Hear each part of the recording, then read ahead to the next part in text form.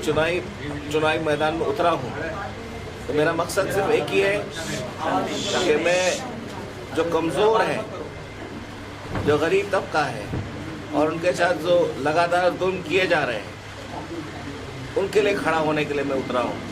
मेरी नीयत सिर्फ और सिर्फ, मैं घूम भी रहा हूँ तो दुकानदारों के साथ बातचीत कर रहा हूँ या बस्तियों में घूम रहा हूँ, क्योंकि मेरा एक ही एम है कि मैं इनके साथ खड़े होके, इनके साथ जो नाइंसाफ़ी हो रही है सालों से होती हुई आई है, उनके साथ खड़े होके उनकी मदद करूँ, कंधे से कंधा मिला के चलूँ इंशाल्लाह। सर, चुनाव आता है सभी लोग मुसलमानों को याद करते हैं, मुसलमान कौम को। क्या मुसलमान कौम एक चुनावी मुद्दा है? ये आपने बहुत अच्छा सवाल पूछा है, क्योंकि यही मकसद हमको भी बताना है उनको कि ये मसला ये है कि जो मुसलमान भाई हमारे जो हैं वो इतने कमज़ोर पड़ गए हैं, उनकी सोच इतनी कमज़ोर हो गई है कि वो दूसरों पे भरोसा करते हैं और अपना सहारा बनने की कोशिश करते, उनका सहारा बनने की कोशिश करते हैं। मेरा मकसद आना यही है, उनको बताना है कि अपने आप को उजागर करो, लेट्स सेल्फ रिलायंट बनो, पढ़ाओ लिखो, एजुकेशन में पढ़ो, तरक्की करो, अपने बच्चों को पढ़ाओ। जब खुद पढ़ेंगे लिखेंगे, जब खुद एजुकेट होंगे तो समझ जाएंगे, खुद को एक एहसास होगा कि अपनी खुद की पहचान बनेंगे। वो आज अपनी खुद की पहचान भूल चुके हैं, तो लोग आके उनको वर्गलाते हैं, उनको झूठी कहानियाँ कह के बहलाते हैं। जैसे मैं एक छोटा मिसाल दूंगा कि आज एक कहते हैं नफरत की दुकान खोल के बैठे हुए हैं, खुल्लम खुल्ला बैठे हुए हैं, ठीक है, तो दूसरा क्या कहता है, कांग्रेस वाला कहता है कि मैं मोहब्बत की दुकान खोलता हूँ। और मुझे एतराज़ इसी बात का है कि ये फिर बहला रहे लफ्ज़ कह के, अपना एक मुहारक दे के। आप दुकान किसको कहते हैं सर? आप दुकान एक उस जगह को कहते हैं जहाँ चीज़ बिकती है। तो मोहब्बत की दुकान खोल के आप मोहब्बत बेच रहे हैं? मोहब्बत बिक सकती है? एक माँ बाप की मोहब्बत जो अपने औलाद के लिए होती है वो बिकेगी? तो ये सब ढकोसले, ये सब बहाने हैं लोगों को लुभाने के लिए, जैसे बोला के सिर्फ चुनावी मुद्दे में याद आते हैं मुसलमान। तो मैं इसी वजह से उतरा हूँ ताकि उनके साथ और मेरा और मेरी जो पार्टी है उलेमा काउंसिल, राष्ट्रीय उलेमा काउंसिल, उनका भी जो सोच है वो यही है कि मुसलमानों के साथ और जो भी उनके साथ जिनके साथ जुल्म हो रहा है, जिनके साथ गलत हो रहा है, उनके साथ खड़े होकर उनकी मदद करें और ग्राउंड पे खड़े होकर मदद करें। हम ये नहीं कि हम अपने कब्रों में शीश महल में बैठ के बात करेंगे, हम उनके साथ कंधे से कंधे मिला के खड़े करें। ये उजागर करना चाहते हैं। जो कैंडिडेट है यहाँ के बीजेपी से, वो मुंबई अध्यक्ष भी है और 2 बार के विधायक भी है, तो उनसे फाइट करने के लिए क्या क्या तैयारियाँ की गई है? देखिए, उनसे फाइट करें या आसिफ अकील से फाइट करें, कांग्रेस बीजेपी बहुत बड़ी पार्टी है, हमारी पार्टी नई है और अभी आई है, तो ज़रूर उनके सामने हम कुछ भी नहीं दिखते हैं, लेकिन सोच बहुत ज़रूरी है और ऊपर वाले की मदद बहुत ज़रूरी है। हमारी सोच एकदम साफ है, हमारी नीयत एकदम साफ है। हम मैदान में कहीं ना कहीं तो उतरना था और ये बहुत अल्लाह ताला ने इतना अच्छा मौका दिया कि इन 2 दिग्गजों के बीच में उतार दिया मुझे। शुरुआती मेरी ऐसी खतरनाक की है कि यहाँ से जब मैं शुरू करूँगा तो यहाँ से जो नींव बनेगी वो निहायत बहुत ही मजबूत बनेगी इंशाल्लाह। मुद्दा क्या होने वाला है आपकी? मुद्दा, मेजर मुद्दा यही है, एजुकेशन और हेल्थ। अपनी स्वास्थ्य का बहुत इम्पोर्टेंट फैक्ट है कि अपनी जो बस्तियों में जो लोग रहते हैं इतनी गंदगी में रहते हैं। मैं देख के आया, मुझे हैरान हो गई कि बांद्रा की तुम इतनी तारीफ करते हो। बांद्रा में एक जो 40 लाख का फ्लैट था 4 करोड़ का, 10 करोड़ का, 15 करोड़ का मिल रहा है, लेकिन अब फिर वो बस्ती में जाओ तो वो जिंदगी क्या है इंसानों को? वो इंसान नहीं है, वो इंसान नहीं है, लेकिन उनकी जिंदगी देखिए जानवर से बदतर है। बड़ा अफसोस और गुस्सा आता है इस बात पे कि तुम 40-40 करोड़ के फ्लैट में बैठ सकते हो लेकिन इनकी मदद नहीं कर सकते हो। तो मुद्दा हेल्थ बहुत ज़रूरी है। साफ सफाई करोगे, स्वस्थ रहोगे तो आगे बढ़ पाओगे। और बच्चों को पढ़ाना लिखाना ऐसे ही छोड़ दिया है, सिगरेट पी रहे हैं, मोटरसाइकिल पे घूम रहे हैं, तरबियत सही देना, उनको समझाना कि अपने आप को एजुकेट करो, खड़ा करो अपने आप को। जब ये लोग खड़े होंगे हमारी ज़रूरत पड़ेगी नहीं, तुम में से खुद एक तुम्हारी हिफाजत करेगा। अच्छा, विरोधी पार्टियों की अगर बात करें तो कोई मस्जिद में घुस के मारने की बात करता है, कोई लाउड स्पीकर उतारने की बात करता है, इसको किस तरह से देखते हैं? और जो चुनावी मैदान में जब वोट करने के लिए जो लोग जाएंगे तो उनको क्या मैसेज देना चाहेंगे? देखिए, जो ये बात है ना, इस पे मैं ज़्यादा तूल उनको नहीं दूंगा, कि वो करते ही ये सब बात बकवास बात बेतुकी बातें, ताकि इस पर हम कमेंट करें और ये मुद्दा और हवा पकड़े और फैले। तो मैं इसको फैलाऊंगा नहीं, क्योंकि ये निहायत ही बचपना भी नहीं है, ये निहायत ही बेवकूफ़ी जब अपना ऐलान है जो वो बोल रहे हैं, इससे कुछ नहीं होने वाला। और जहाँ तक वोटर्स का सवाल है, तो क्रिकेट बैट मेरा सिंबल है। आप मुझ पे यकीन करिए, आप मुझ पे भरोसा कीजिए और मुझे एक मौका दीजिए, तो आप मुझे अपने साथ पाएंगे। मेरे साथ जो नाम जुड़ा हुआ है, बहुत बड़ी शख्सियत है वो उर्दू अदब में और गीतकारों के में उसमें फहरिस्त में, और उनका नाम पूरी दुनिया में जहाँ भी उर्दू अदब का जिक्र हो, मजरू सुल्तानपुरी बहुत बड़ा नाम है। तो मैं एक ऐसे नाम के लेके चल रहा हूँ, तो मेरे पे जिम्मेदारी होती कि मैं उनका हक अदा करूँ, उनके साथ चलूँ और लोगों को ये बताऊँ कि मैं उनका बेटा हूँ। जैसे उन्होंने आपके दिलों में घर बताया, मैं भी बसाना चाहता हूँ, मुझ पर यकीन रखिए इंशाअल्लाह। जी, आप क्या कहना चाहिए? हम अस्सलाम वालेकुम, बिस्मिल्लाहिर्रहमानिर्रहीम।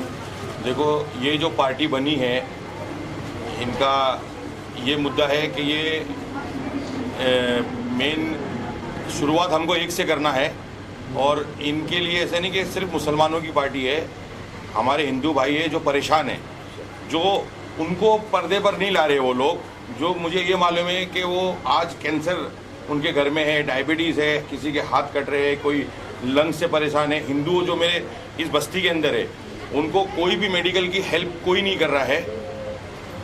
जो एनजीओ वाले हैं, जो सबको लेके चल रहे हैं, हिंदू मुसलमान सबको लेके चल रहे हैं, वो उनकी मदद कर रहे हैं। जो सरकार की तरफ से उनको कोई मदद नहीं मिल रही है, और हम हमारे हिंदू भाइयों को भी यहाँ पर इस्तकबाल कर रहे हैं, हम साथ लेके चलेंगे उनको भी।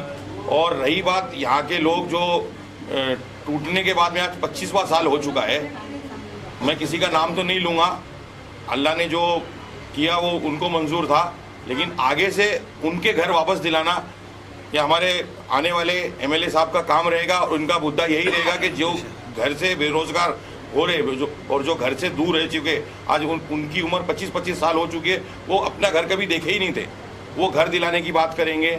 और सबसे मेन है कि हॉस्पिटल यहाँ पर हमारे बांद्रा से लेकर अंधेरी तक सिर्फ लोग बाबा हॉस्पिटल और कूपर हॉस्पिटल के ऊपर ही डिपेंडेड है।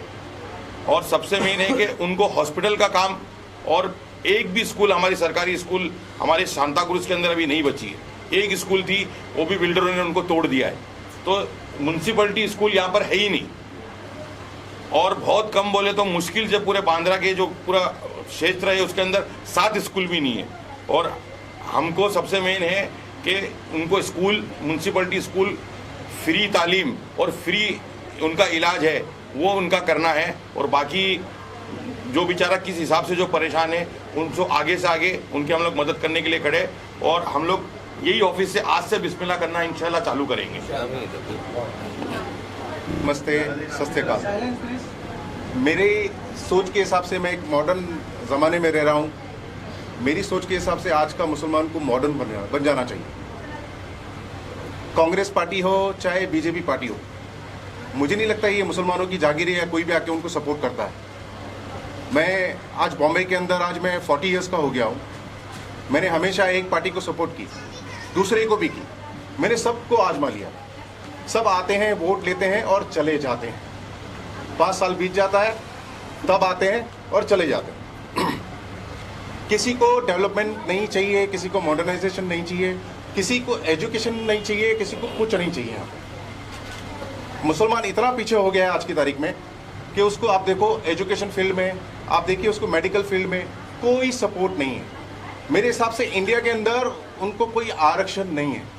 आज एक बच्चा अगर ग्रेजुएशन करता है, इंजीनियरिंग करता है या लॉ करता है, उसको गवर्नमेंट की तरफ से कोई बैकअप नहीं है। सर, ये मेरी तरफ का जो इस तरफ का पीछे की तरफ का जो पॉकेट है, ये SRA का स्लम रिहेबिलिटेशन का पॉकेट है। सर, आप ये पूरे एरिया में घूम के देख लीजिए सर, आपको मैक्सिमम रोड जो है यहाँ पे RCC की कंक्रीट की मिलेगी, लेकिन इस एरिया की हद में आप आइए ना, आपको यहाँ पे पेवर ब्लॉक का काम मिलेगा, ना आपको बराबर से पोल लाइट जल रही है, ना यहाँ पे कोई सुविधाएं हैं। सर, दूसरी सबसे बड़ा मुद्दा ये है कि सर यहाँ पे इतने सारे सीनियर सिटीजन्स रहते हैं, इतने सारे बच्चे रहते हैं सर, एक एम्बुलेंस नहीं है।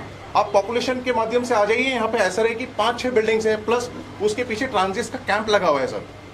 आए दिन कोई ना कोई बीमार होता है, कोई ना कोई किसी ना किसी की डेथ हो जाती है, कोई सपोर्ट नहीं है किसी से भी सर।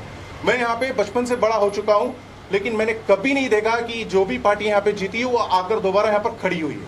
आज मैंने करीब 1 हफ्ता पहले देखा था, कांग्रेस पार्टी यहाँ घूम रही थी, उसको यहाँ पे किसी के मुद्दे से कोई मतलब नहीं है, अपना प्रचार करते हैं और चले जाते हैं। मुस्लिम्स को क्या लगता है कि कांग्रेस को वोट देंगे तो आके सपोर्ट कर लेगी, इस पार्टी को आके वोट देंगे तो वो सपोर्ट कर लेगी? कोई नहीं आता है सर। इसके अलावा आप देखिए आज पूरे इंडिया में देखिए क्या हो रहा है, मॉब लिंचिंग हो रही है, मस्जिदों पे पत्थर मारा जा रहा है। दूसरा आप देखिए गौ रक्षा के नाम पे रोज आए दिन मुसलमानों को मारा जा रहा है। गवर्नमेंट जो है अगर इन रिटर्न अगर कोई रिप्लाई करता है तो गवर्नमेंट क्या कर रही है, उसके घर को बुलडोजर से तोड़ दे रही है। ये क्या कानून है सर? इस कानून को परिवर्तन लाना बहुत जरूरी है। मेरे हिसाब से मुसलमान को अपनी सोच को बदलना चाहिए। ये जो कांग्रेस हम लोग करते हैं ना, ये किसी की भी नहीं है सर। मुसलमान को एक मुट्ठी होना पड़ेगा और एक मुट्ठी होकर जवाब देना पड़ेगा। अस्सलाम वालेकुम वरहमतुल्लाहि वबरकातुहू। तमाम तारीफ़ अल्लाह की जो नाहित रहम करम वाला है। सबसे पहले आज राष्ट्रीय उलमा कौंसिल के सबसे प्यारे उम्मीदवार जनाब अदली मजूर सुल्तानपुरी साहब यहाँ आज एक ऑफिस का उद्घाटन किए उनकी, और तमाम आलम इंसानियत को मानने वाले लोगों को मैं जिम्मेदारी के साथ ये पैगाम देना चाहता हूँ कि आज पहली बार इस भारत के अंदर और ख़ास करके इस महाराष्ट्र के इलेक्शन के अंदर एक इतिहास बनने गया है कि काफ़ी लोगों की तमन्ना रहा करती थी कि हमारा कोई ऐसी पार्टी बने जिससे हम हमारी हिस्सेदारी मांगने की सलाहियत पैदा कर सके। आज अल्हम्दुलिल्लाह उलमाओं ने ये चीज़ को डिसाइड किया कि बहुत फ़िरका परस्ती हो गई, बहुत मुख्तलिफ पॉलिटिकल पार्टियों को काफ़ी मौका दिया गया, तो आज उलमाए दिनों ने ये तय कर लिया है तमाम, जैसे कि आपने सज्जाद नोमानी साहब का भी आपने बड़ी जिम्मेदारी से स्टेटमेंट सुना होगा, और उन्होंने कहा है इस चीज़ के ऊपर, और मैं यहाँ की आवाम से, दौलतनगर की खास करके आवाम से ये रिक्वेस्ट करता हूँ कि सज्जाद नोमानी साहब के बयान को समझे कि उन्होंने कहा है, खुलकर कहा है कि ये दौर मुनाफिकों का चल रहा है। आज उलमाओं ने अगर ये चीज़ को तय कर लिया है कि आज हम हमारी हिस्सेदारी पूरी ताकत के साथ इस राज्य के अंदर मांगेंगे, तो इंशाअल्लाह तबारक ताला राष्ट्रीय उलमा कौंसिल का पहला अगर कोई उम्मीदवार अगर चुन के गया तो इंशाअल्लाह तबारक ताला अदलीब मजूर सुल्तानपुरी साहब पूरी ताकत के साथ उतरे हैं, और इंशाअल्लाह तन मन धन हम सब लोग मिलकर इनके साथ जुड़े हुए हैं, और उलमाओं की बात को हम लब्बैक करते हैं। और तमाम राष्ट्रीय उलमा कौंसिल के जितने भी पदाधिकारी और जिम्मेदार लोग ने जो इन्हें चुना है, मैं उम्मीद करता हूं कि यहाँ के जिम्मेदार ट्रस्टी मस्जिद के और तमाम सोसाइटी के जो ट्रस्टी है वो गौर फिक्र करे और ये चीज़ को तय करे कि ये उलमाओं का डिसीज़न है कि अब हमें हमारी हिस्सेदारी चाहिए, तो इंशाअल्लाह हम बड़े अदब और एहतराम के साथ ये हिस्सेदारी लेंगे। अस्सलाम वालेकुम वरहमतुल्लाहि।